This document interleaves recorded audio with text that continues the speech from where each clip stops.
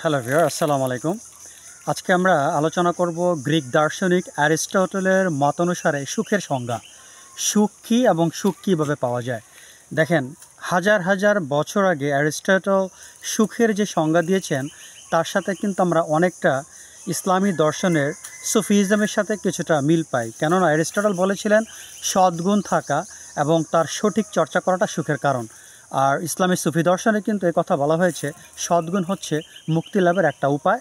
Similarly আমরা বেদান্ত দর্শনেও কিন্তু অ্যারিস্টটলের কথার আমরা একটা সমর্থন পেয়ে থাকি। বেদান্ত দর্শনে বলা হয়েছে যে আত্মশুদ্ধি প্রক্রিয়ার মাধ্যমে মানুষ মহান আল্লাহ তাআলার নৈকট্য অর্জন করতে পারে। আর বৌদ্ধ দর্শনে গৌতম বুদ্ধ কিন্তু বলেছিলেন যে ভালো কাজ করো এবং ভালো চিন্তা করো। সো অ্যারিস্টটলের হাজার হাজার বছর আগে দেওয়া মতবাদের সাথে আমরা বিভিন্ন ধর্ম দর্শনের একটা অ্যাডজাস্টমেন্ট বা একটা মিল পাচ্ছি। চলুন এখন আমরা মূল ভিডিওতে প্রবেশ করি। তো এখন সুখ কাকে বলে? আমি যদি আপনাকে প্রশ্ন করি আপনি কেন পরিশ্রম করেন, আপনি বলবেন পরিশ্রম করি টাকার জন্য। টাকা কেন? টাকা সুখ নয়। আপনি চাচ্ছেন টাকাতে একটা ভালো ঘর করবেন, তাহলে ঘর কেন? একটা আত্মতৃপ্তির জন্য। তার মানে টাকা সুখ নয়। টাকা দিয়ে আপনি একটা ঘর করবেন, আর ঘর করার কারণ হচ্ছে কি? সুখ পাওয়া। আপনি একজন ক্রিকেটার, আপনি ক্রিকেট প্র্যাকটিস করছেন কেন? আমি ক্রিকেটার হতে চাই। কেন হতে চান? আমি একটু একটা হ্যাপিনেস পেতে চাই। আপনি টাকা অর্জন করছেন কেন অর্জন করছেন? আমি ভালো মাছ ভালো গোশ খেতে চাই। তাহলে টাকাও উদ্দেশ্য নয়, ভালো মাছ ভালো গোশ খাওয়া আপনার কারণ, আর ভালো মাছ বা ভালো গোশ খাওয়া হচ্ছে আপনার সুখের একটা কারণ। তার মানে ফাইনালি একটা পর্যায়ে আমরা মূল কথাটা হচ্ছে সুখ পাওয়া। আপনি মনে করেন সফট ড্রিঙ্কস খেতে পছন্দ করেন কেন? সুখের জন্য। লাস্টে কিন্তু আপনার একটা ডেস্টিনেশন হচ্ছে ফুলফিলমেন্ট বা একটা হ্যাপিনেস। আপনি ধরেন ভালো জামা কাপড় পরছেন, এর জন্য আপনি টাকা আয় করেন। টাকা কিন্তু আপনার সুখের কারণ নয়। জামা কিনা, জামা কেন? একটা সুখের জন্য। তাহলে সব কিছুর উদ্দেশ্য হচ্ছে একটা সুখ পাওয়া। তার মানে টাকা নয় বা বস্তু নয়, কিন্তু লাস্ট ডেস্টিনেশন হচ্ছে সুখ পাওয়া। অবশ্য অনেকে অন্যভাবে সুখ পেয়ে থাকে, যেমন কেউ গান বাজনা দেখেন, কেউ সিনেমা দেখেন, তার লক্ষ্য হচ্ছে একটা সুখ পাওয়া। এভাবে বিভিন্ন মানুষ বিভিন্নভাবে সুখ অন্বেষণ করে থাকে। কেউ একটা সুন্দরী মেয়ে বিয়ে করার জন্য সে পরিশ্রম করে, টাকা আয় করে। তার টাকা আয় করার উদ্দেশ্য হচ্ছে সে একটা সুন্দরী মেয়ে বিয়ে করবে এবং সে ওই মেয়েকে ভোগ করবে, তাহলে ভোগ করার মাধ্যমে সে সুখ পায়। তাহলে প্রতিটা জিনিসের লাস্ট ডেস্টিনেশন হচ্ছে একটা সুখ অন্বেষণ করা। এই সুখের জন্যই কিন্তু আমরা সবাই এত পরিশ্রম করি। তো এখন অ্যারিস্টটল বলেছেন যে এগুলো আসলে সুখের একটা ওয়ে নয়। আবার অনেকে অসৎভাবে টাকা আয় করে থাকে, অনেকে অন্যায়ভাবে টাকা আয় করে থাকে, অনেকে দুর্নীতিগ্রস্তভাবে টাকা আয় করে সে তার স্বপ্ন পূরণ করে। সেটা তো সুখের মধ্যে পড়তেই পারে না, অনৈতিক কাজ। তো অ্যারিস্টটল বলেছেন এগুলো কোনোটা সুখের অ্যাকচুয়ালি কারণ নয়। তিনি একে একে এগুলোকে ভেঙেছেন, এই যুক্তিগুলোকে খণ্ডন করেছেন। ফর এক্সাম্পল, আপনি ধরেন টাকা আয় করছেন কিসের জন্য? ভালো খাবারের জন্য। বা আপনি টাকা আয় করছেন কিসের জন্য? একটা সুন্দর মেয়ে বিয়ে করবেন, সেক্সুয়াল চাহিদা পূরণ করবেন। বা আপনি মেয়েদেরকে পছন্দ করেন, সেক্স করা পছন্দ করেন। এইগুলো কিন্তু আপনার চাইতে একটা পশু কিন্তু ভালো তৃপ্ত। পশু কিন্তু আপনার চাইতে খুব তৃপ্ত সহকারে আহার করতে পারে এবং তারা অনেক সময় ধরে কিন্তু সহবাস করতে পারে। তাহলে এই খাবার বা সহবাস এটা কিন্তু মানুষের প্রকৃতপক্ষে সুখের কারণ নয়। এক্ষেত্রে কিন্তু পশু আমাদের কাছে অনেক দিক থেকে এগিয়ে। বিভিন্ন পশু আছে যাদের সেক্সুয়াল পাওয়ার আমাদের চাইতে শত শত গুণ বেশি, যারা খাবারে অনেক তৃপ্ত পায়, যেটা আমরা এতটা পাই না। আপনারা সেটা ভালো করে জানেন।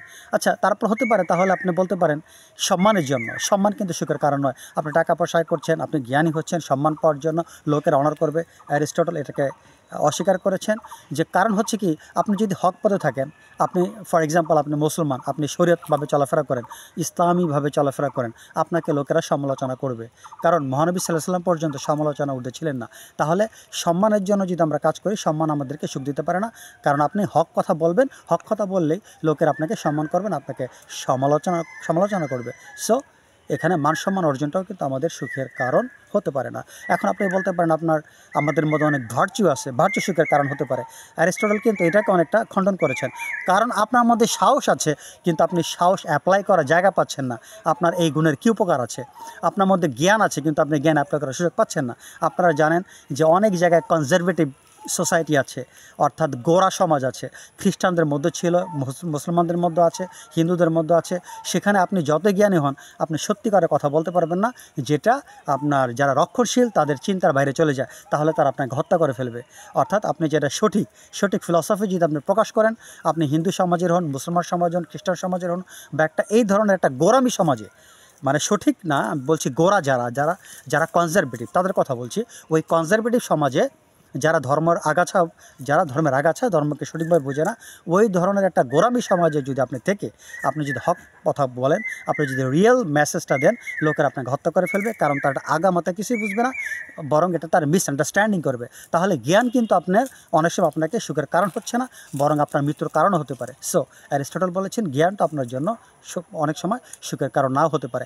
অনেস্টি আছে, আপনি চর্চা করতে পারছেন না, আপনি একজন সৎ ব্যক্তি, আপনি একটা অফিসে চাকরি করেন, অনেস্টি অ্যাপ্লাই করলে আপনার চাকরি চলে যেতে পারে। সো অনেস্টি কিন্তু আপনাকে সুখ দিতে পারছে না। তার মানে সাহস, তার মানে জ্ঞান, তার মানে অনেস্টি, সততা, এগুলো অনেক সময় আমাদের জন্য হিন্ড্রান্স। আমরা এগুলোকে পারফেক্টলি প্র্যাকটিস করতে পারি না, চর্চা করতে পারি না। অ্যাজ এ রেজাল্ট এগুলো আমাদের সুখ দিতে পারে না।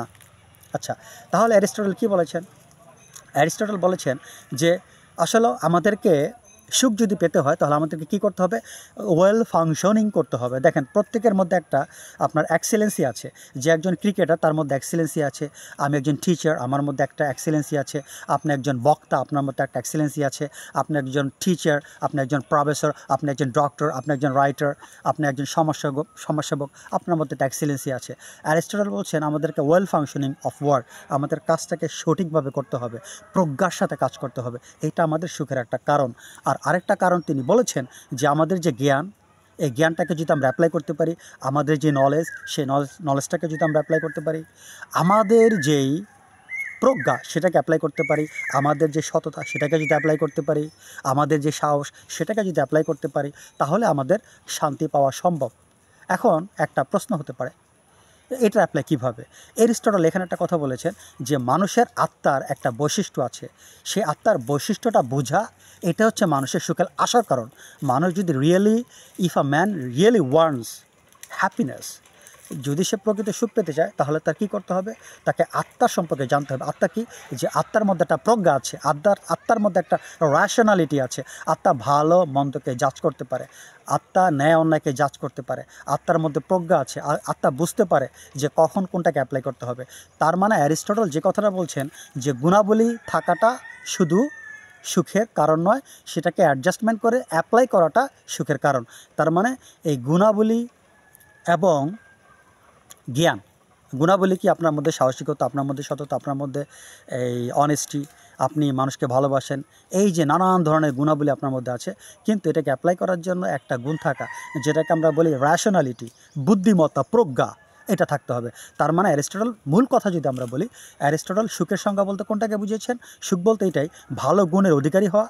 তার মধ্যে আপনার মধ্যে ভালো গুণ থাকতে হবে, অনেস্টি থাকতে হবে, সততা থাকতে হবে, সাহস থাকতে হবে, পরোপকার থাকতে হবে। বাট শুধু এটা থাকলে হবে না, এইটাকে অ্যাপ্লাই করার জন্য আপনাকে র্যাশনালিটি থাকতে হবে, বুদ্ধিমত্তা থাকতে হবে। আপনি কখন কীভাবে এটাকে সঠিকভাবে আপনি এটাকে প্রয়োগ করতে পারবেন। যেমন ধরেন, আপনার হাতে রাইফেলস আছে, আপনি কাকে গুলি করতে পারবেন না unless or until you are trained well. আপনি যদি ভালোভাবে প্রশিক্ষিত না হন, তাহলে রাইফেলস কিন্তু গুলি করতে যে আপনি নিজেকে গুলি করে ফেলবেন। অ্যারিস্টটল বলেছেন হ্যাঁ, মানুষ মুক্তি পেতে পারে, মানুষ সুখ পেতে পারে, সেটা সদ্গুণের মাধ্যমে। অ্যারিস্টটল এটাকে স্বীকার করেছেন। অর্থ বা ওয়েলথ কখনো সুখ দিতে পারে না, কারণ ওয়েলথ কিন্তু আমাদের অ্যাংজাইটির কারণ। ওয়েলথ কিন্তু আপনারা জানেন, অনেক ধনী ব্যক্তির কিন্তু মানসিক রোগের কারণ হচ্ছে সম্পদ তাদের উদ্বিগ্নতাকে বাড়িয়ে দেয়। ধরেন আপনার বন্ধুর 1 কোটি টাকা আছে, আপনার 1 কোটি টাকা আছে, আপনার বন্ধু সেটা গ্যামলিং করতে পারে, তাহলে এই অর্থ কিন্তু অনর্থের মূলও হতে পারে, সেটাকে মিসলিড করতে পারে। আপনি সেটাকে ইনভেস্ট করছেন, আপনার টাকা বাড়ছে, আপনার অ্যাংজাইটি বাড়ছে। তাহলে অ্যারিস্টটল কিন্তু ওয়েলথকে অস্বীকার করেছেন। ওয়েলথ কিন্তু সুখ দিতে পারে না, ওয়েলথ সুখের জন্য পারফেক্টলি কিছু হতে পারে না, কারণ ওয়েলথ কিন্তু আপনাকে পরিপূর্ণ সুখ দিতে পারে না, বরং এটা অনেক সময় মানুষকে মিসলিড করে। আপনার ফ্রেন্ড আছে, সে আপনার মতো 1 কোটি টাকার মালিক, সে এই টাকাটা বিলাস বেসন করে সে খরচ করে ফেললো, সে ফকির হয়ে গেল, বা সে গ্যামলিং করলো।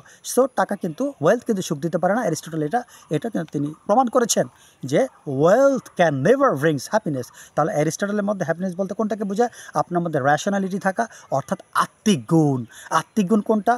চিন্তার প্রজ্ঞা, চিন্তার দার্শনিকতা, কথা বলার চাটুরতা, বিভিন্ন জিনিস বোঝা, ভালো মন্দকে ডিফারেন্সিয়েট করা, ব্যাখ্যা করা, পার্থক্য করা, এটাকে বলা হয়েছে র্যাশনালিটি। তার মানে আত্মার র্যাশনালিটি থাকতে হবে, আত্মার এই ধরনের গুণ থাকতে হবে। আর আত্মার যখন এই গুণ থাকবে, তখন আত্মা অনেস্টিকে সঠিকভাবে অ্যাপ্লাই করতে পারবে, তার সাহসিকতাকে অ্যাপ্লাই করতে পারবে, তার সততাকে অ্যাপ্লাই করতে পারবে, তার জ্ঞানকে অ্যাপ্লাই করতে পারবে, এবং সে তখন বুঝবে যে আসলে সুখ হচ্ছে কি, যে আত্মার মধ্যে আসল সুখ আছে। আর আত্মার আসল সুখ বলতে কোনটাকে বোঝায়? এই সকল জ্ঞানের একটা কম্বাইন্ড অ্যাপ্লিকেশন। তো প্রিয় ভিউয়ার, আশা করি ভিডিওটি বুঝতে পেরেছেন যে মহান গ্রিক দার্শনিক এই সুখ বলতে কোনটাকে বুঝিয়েছেন। আজকের ভিডিও এখানে শেষ করছি। সবাই ভালো থাকেন। আসসালামু আলাইকুম।